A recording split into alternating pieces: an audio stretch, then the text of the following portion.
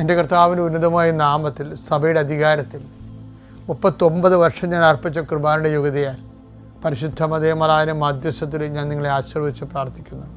കർത്താവ്, ഒരു വിഷയം തന്നെ പല പ്രാവശ്യം വെച്ച് പ്രാർത്ഥിച്ചിട്ട് ഒരു മൂവ്മെൻ്റ് ഇല്ലാതെ ഇനി എന്ത് ചെയ്യണം, പ്രാർത്ഥന നിർത്തണോ ഇതുപോലെ ചിന്തിച്ചുകൊണ്ടിരിക്കുന്നവർക്ക് ആത്മശക്തിയും ആത്മധൈര്യം കരുതുന്നതിന് വേണ്ടി പ്രത്യേക അഭിഷേകം നൽകണമെന്ന് പ്രാർത്ഥിക്കുന്നു. ജീവിതമാർഗം മുട്ടിപ്പോയവർ, ജീവിതമാർഗം തീർന്നു പോകാൻ പോകുന്നവർ, ജീവിതമാർഗം പൊളിച്ചു പണിയാൻ ആഗ്രഹിക്കുന്നവർ, അവരെല്ലാം നീ ഈശോയുടെ നാമത്തെ ആശീർവദിക്കുന്നു. വിവാഹിതരെയും വിവാഹ ജീവിതത്തെ പ്രയാസങ്ങളോട് ഒരുമിച്ച് പിരിഞ്ഞു പോയിട്ട് ഒരുമിച്ച് ജീവിക്കാൻ താമസിക്കുന്നവരും ആഗ്രഹിക്കുന്നവരും കർത്താവ് ആശീർവദിക്കട്ടെ പ്രാർത്ഥിക്കുന്നു.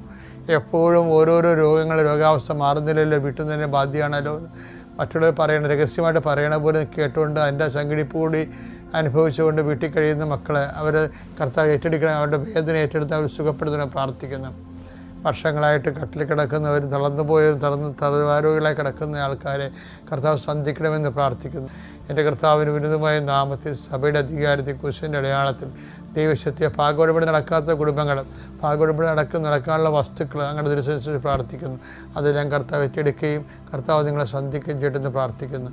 ഈശോയെ നിത്യപിതാ പുത്രൻ പരിശുദ്ധാത്മാ സർവ്വശക്തനായ എന്നേക്കും ആമേൻ.